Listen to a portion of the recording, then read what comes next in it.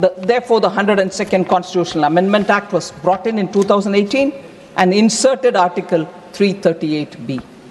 But what's the contrast, sir, with the Congress? In 1950, Kaka Kalekar Commission was formed, but Congress prevented its report from being published. Dr. Ambedkar was of the view that Pandit Nehru was not concerned about the welfare, was not concerned enough about the welfare of the SCs. I quote Baba Saheb Ambedkar, "From the very first election, we have been fighting against the Congress because it is unnecessarily interfering with our rights. Just see the leader of the Congress party, Pandit Nehru. He has delivered 2,000 speeches during the last 20 years, but he has never spoken about the welfare of scheduled castes even once." This is Baba Saheb Ambedkar's words. So, from this, he further says, from this you can judge what sympathy the Congress party can have for our people when its leader is so much adamant. Unquote. Sir, this is said several times, but it's worth saying now. Congress did not even allow Baba Saheb's photo to be installed in the central hall of the old Parliament House for decades. He was, of course, denied Bharat Ratna. Similarly, the Mandal Commission was created to provide reservation for backward classes. But Mrs. Indira Gandhi or even Sri Rajiv Gandhi opposed it, delaying 27% reservation for the OBCs in central institutions. So we are the ones who brought it in, not the Congress. One more interest.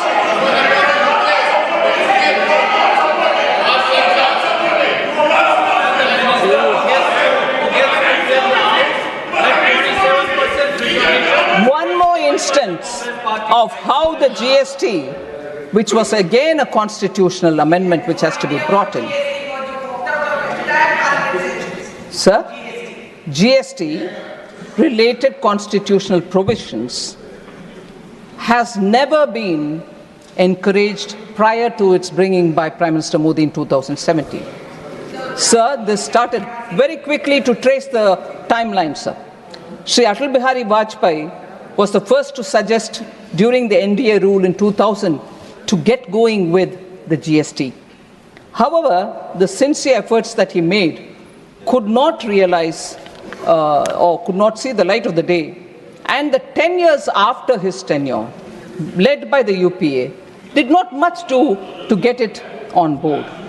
Sir, within 2 years after the introduction in the Parliament of the GST-related 101st Constitutional Amendment Act was passed and ratified by more than 50 states with effect from 8th September 2016.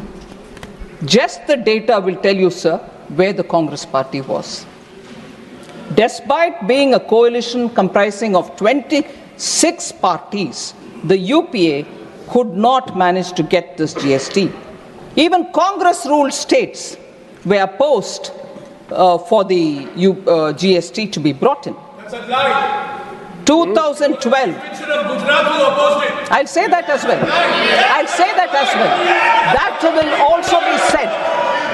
3 BJP-ruled states.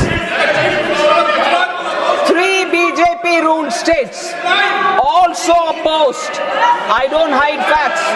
3 BJP-ruled states also opposed, including Gujarat. I'm saying that. Sir,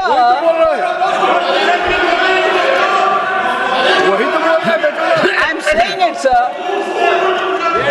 I'm saying it myself that Gujarat opposed it. I'm saying it myself.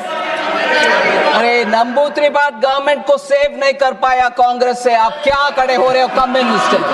Communist है, बैठ जाओ. Sir, 3 non-BJP ruled states, sir. So I don't. 3 non-BJP ruled states. I said about Gujarat, now I'm saying non-BJP ruled states, including Congress-ruled Maharashtra opposed provisions of the UPA's GST. So if they want to first shout about Gujarat, I'm saying it myself. But please do shout about Maharashtra as well. No, they want to pretend they were all ready. They were not ready. Sir, Congress-led ruling UDF government, all right, in Kerala voiced severe concerns. Okay, sir, left front opposes, UDF opposes, Congress is part of the UDF, but no, they will never say that. One Gujarat is what they want to say. And I'll tell you why Gujarat had to oppose also. So, they could not bring the GST amendment. When we bring it, this is how they would like to shout about it. But I'm sorry. I'm not lying, sir. I'm sorry. I will have to demand a written apology from Shri Jairam Ramesh for accusing me of lying, which I never do. And whether it is parliamentary or unparliamentary, first of all, sir, the chair, I trust you will take care of that. But accusing me of lying is now very clear, runs in the Congress blood. Somebody had to go to the court to say sorry. When I was the defense minister, not only did they call Prime Minister Modi as a chore, but they kept calling me that I'm lying. And who had to go and apologize in the court? And now, I wouldn't mind seeing another member going and apologizing in the court, although the word said in the parliament is never taken to the court. Sir, all MPs in the House, when the GST was brought in, and this is also something which the Congress will have to gulp if they can. All MPs present in the House, including those of the Congress, had voted for the GST constitutional amendment, which was brought in by Prime Minister Modi. In fact, I wouldn't mind if Jairam Ramesh once again calls me that I'm lying, but records of the Parliament will say it. Jairam Ramesh wanted to move some amendments, but Dr. Manmohan Singh personally asked him not to do so because of the fine consensus that has been arrived in the GST Council. Yes. Sir, I don't lie, records don't lie. Don't jump in a hurry to accuse me that I'm lying. Sir? I will authenticate it. But you authenticate that I'm lying, please. Honorable Minister. Honorable Minister, it's a fair comment by Jairam Ramesh. You need to authenticate it. Yes. And during the course of the day, when I watched the Lok Sabha debates, I frequently came across, please authenticate. It is started in this house. Honorable Minister. Thank you, sir. I will authenticate.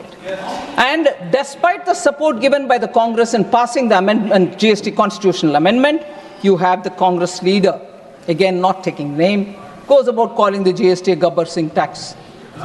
Sir, and therefore, about amendments, I have said some words. Now I just want to highlight... Minister, but if some Gabbar Singh comes and files a suit then? Sir? If some Gabbar Singh in the country comes forward, oh, yes, that I have been defamed then? That's right, sir. And the problem, sir, when GST matters come, I will sometime again speak as much as I've done it earlier. Congress ministers are sitting and arguing about rates, sir, that they will not know. The GST Council, Congress finance ministers are also sitting and talking about it. So we are marking the Constitution 75th year. I want to just remind again something very, very quickly, sir. When 75 years of Indian independence was marked in 2022, Prime Minister Modi had celebrated it in the name of Azadi Ka Amrit Mahotsav. Throughout the country, every state government participated. Every state government also picked up all the freedom fighters, known, unknown, all of them were celebrated, and there was a lot of discussion all over the country. And recently, sir, Prime Minister also spoke about the 11 oaths that we need to take in the Lok Sabha when he spoke. And in 2022, from the Red Fort, he had announced how Panch Pran, meaning we need to get out of that Gulami Mansikta. We have to get over that and look forward to building this country and taking it forward and so on. But 75 years of Indian independence, Azadi Ka Amrit Mahotsav, 75 years of the Constitution, we are having these wonderful debates in the two houses. Every 25 or 50 years are celebrated, sir. I'd like to remind as to what was the celebration when in 25 years of Indian independence, what did we do? So I'm contrasting this. When the completion of the 25 years happened in 1973, sir, when in 1973, how was it celebrated, sir, 25 years of independence? There was a time capsule. A time capsule was interned, a Kal Patra was interned in the Red Fort. And at that time, the people were told, this time capsule will be seen only after 5,000 years. And in that time capsule, the journey of India, free India, was all being written, and actually, it was kept as a top secret. Nobody knew anything as to what was inside the time capsule. A professor of history was employed to write this India since 1947, marking the 25th anniversary. But it was kept a secret. Sir, questions were asked in the parliament. What exactly is in the time capsule marking 25 years of India's independence? What actually went into that interned? It was a steel and copper made vacuum-filled case into which the document was interned, and then it was put into the Red Fort. That one, sir, was kept a secret. When asked in the parliament, the then education minister apparently said,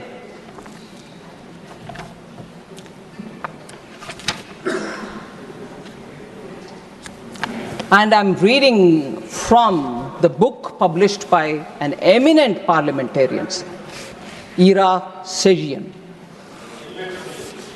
He puts in his book as to what was the reply given by the education minister then. And I quote, before that, the education minister expressed his inability to disclose the said document. What's the document which is in it? No, I can't disclose. And what did he say? I quote, within the limitations of its compass, it was designed to preserve an authentic record of our time for posterity. Having regard to this concept, the question of contemporaneous publications or laying the text of the document on the table of the House does not arise, unquote. The education minister, while he put the time capsule to be preserved for 5,000 years, does not allow the parliament to know what was inside it. That is 1973, 2 years before the emergency was brought. This kind of an operation in stealth happened, marking 25 years of India's independence, and the parliament should not be informed. That was the line the education minister gives. Even worse, sir, I just want to highlight what was said about Sri Atal Bihari Vajpayee in that capsule content.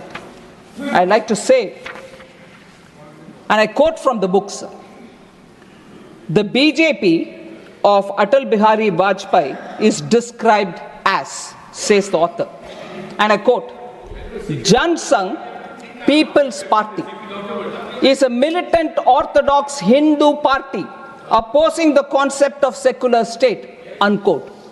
This is what is being said about Atal Bihari Vajpayee in the capsule, about which they don't say in the House. They didn't say it in the House. Even worse, sir, if that is the record for first 25 years of independent India, which has to be preserved for 5,000 years, look at what has been said. C. Rajagopal Alsari, there was no reference There was no reference to C. Rajagopalachari, the first Governor General of this country, to the President of India. Dr. Rajendra Prasad had no mention in that content. Dr. Radhakrishnan, Zakir Hussain, and to the Prime Minister Lal Bahadur Shastri, who though short in physical stature, was tall in political stature, who went all the way to Tashkent as a pilgrim of peace to establish harmony in this part of the world. Don't you think this author, who's a parliamentarian, asks, don't you think that such names deserve to be inscribed in the historical document of our country during the period of the first quarter century of Indian independence? Unquote.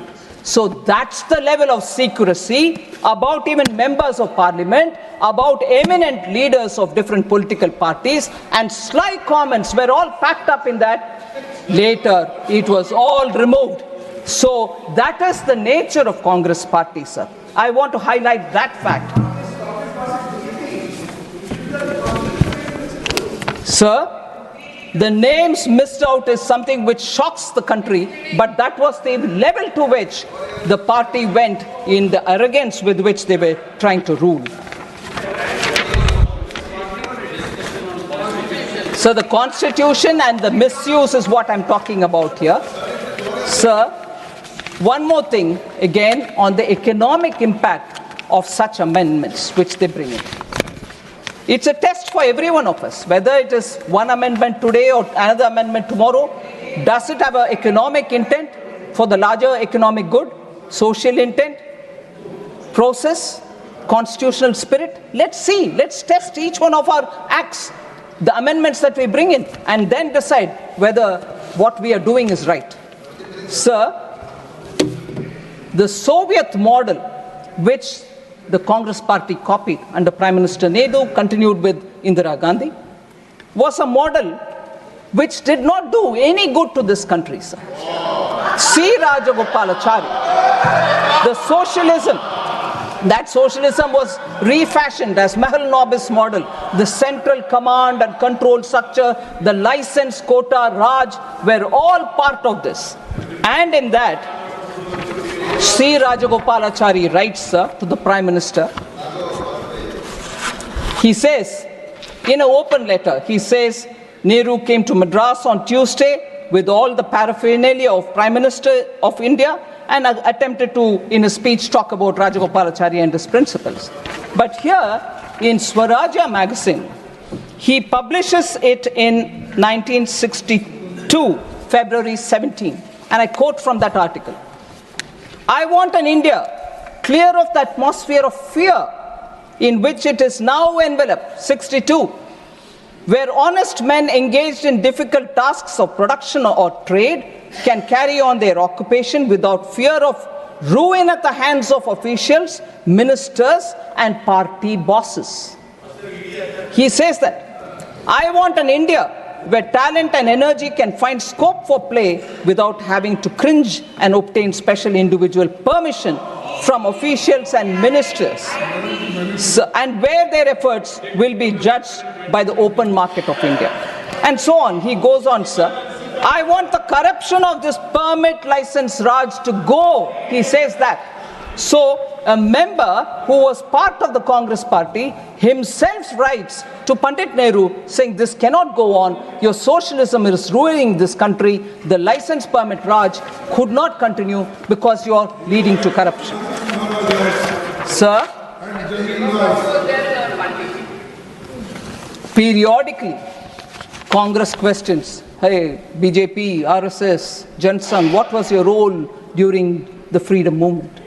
We all know it and we've said it, but I want to ask the Congress, what is your role in the Arctic, India's economic freedom? What is India's economic growth? What is your effort in building economic strength of India? No wonder when we in 21 in our budget, if, sir, why in 1980